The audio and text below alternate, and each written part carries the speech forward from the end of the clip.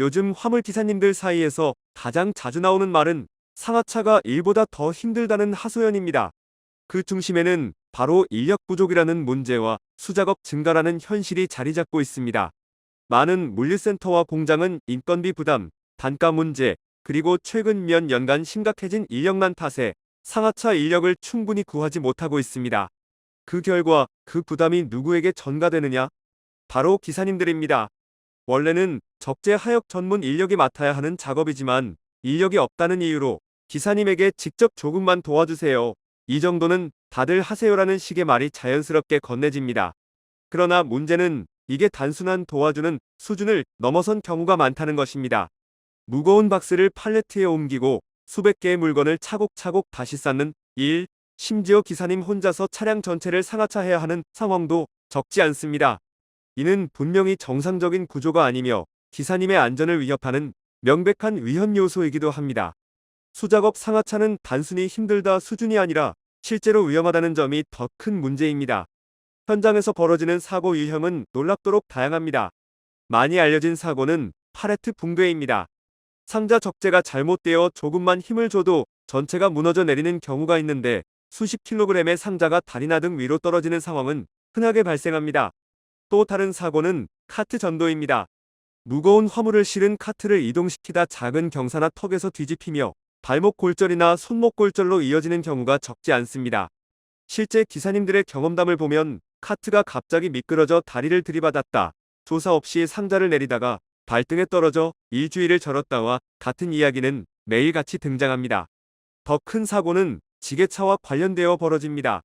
인력 부족으로 인해 지게차 기사가 없는 시간대에 무리하게 작업을 진행하다가 지게차 후진에 치이거나 포크가 적재물을 밀어내는 과정에서 충돌 사고가 나는 경우도 있습니다.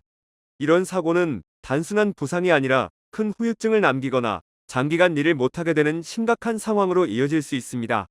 더 현실적인 이야기를 해보겠습니다. A 기사님은 상하차 인력이 없다는 이유로 업체 직원에게 정리만 살짝 도와달라는 요청을 받았습니다.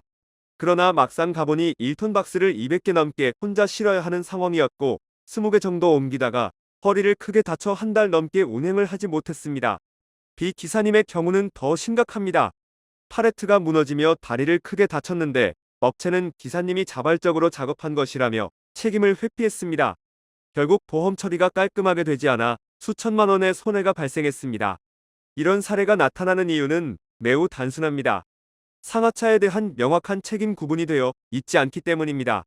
계약서에는 상하차 책임은 화주 측이라고 적혀 있지만 현장에서는 관행이라는 이유로 그 책임이 기사님에게 돌아옵니다. 문제는 사고가 발생하면 그 관행은 사라지고 우린 시킨 적 없다로 태도가 바뀐다는 점입니다. 그래서 기사님들만 피해자가 되는 악순환이 반복되고 있습니다. 기사님들이 가장 억울한 부분은 바로 거절하기 어려운 분위기입니다. 실제로 많은 기사님들이 상하차 요청을 거절하고 싶어도 현실적인 이유 때문에 거절하지 못합니다. 첫째는 일감 유지 문제입니다. 업체와의 관계가 틀어지면 콜 배차가 끊기기 때문에 대부분 다음에 또 불러야 하니까라는 생각으로 울며 겨자 먹기로 따라갑니다. 둘째는 상하차를 거절하면 콜비를 깎거나 페널티를 부여하는 악습이 여전히 남아있는 곳도 많습니다. 셋째는 초보 기사님들일수록 업체의 압박이나 분위기에 휘둘리기 쉬워다들 하는데 왜 못하냐는 말에 쉽게 굴복하게 됩니다. 이러한 구조적인 문제 때문에 상하차 강요는 계속 반복되고 있으며 더 심각한 문제는 사고가 발생해도 책임을 떠넘기며 보호받지 못하는 상황이 계속되고 있다는 점입니다. 즉, 기사님들이 스스로 위험을 감수하도록 강요받는 악순환이 끊기지 않고 있습니다. 그렇다면 이런 상황에서 기사님들은 어떻게 대응해야 할까요? 첫 번째로, 혼자 상하차를 요청받으면 반드시 문자나 카톡 등 기록을 남기셔야 합니다. 이는 사고 발생 시 책임 구분에 큰 근거가 됩니다. 두 번째로, 작업 환경이 위험하다면 사진이나 영상으로 남겨두는 것이 필수입니다. 어떤 장비가 부족했는지, 적재 구조가 위험했는지 기록해두면 업체 책임 회피를 막는데 매우 유용합니다. 세 번째는 계약서에 상하차 책임 범위가 명확히 기재되어 있는지 확인하는 것입니다. 의외로 많은 콜이 상하차 포함 또는 기사 책임이라고 적혀 있는 경우가 있어 이런 콜은 초보 기사님들이 절대 피해야 합니다. 마지막으로, 무리한 상하차를 요구받을 경우에는 안전 문제로 인해 위험하다는 공식적인 멘트로 정중하게 거절하는 것이 좋습니다.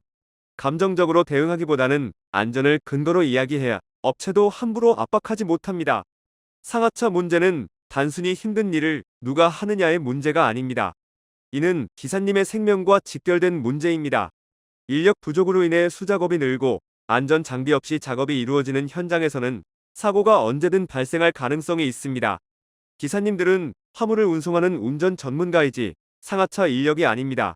그런 기사님들에게 무리한 상하차를 강요하는 구조는 반드시 개선되어야 하며 더 많은 업체가 안전 규정을 준수하고 책임을 명확히 해야 합니다.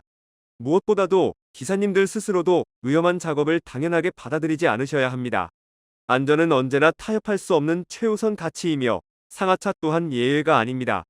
앞으로 더 많은 현장이 전문 인력 배치와 안전 시스템을 갖추어 기사님들이 위험한 수작업으로 인해 다치지 않는 환경이 조성되기를 기대합니다.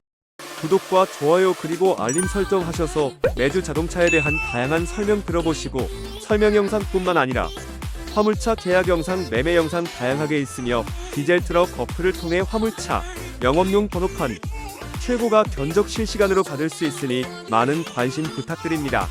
감사합니다.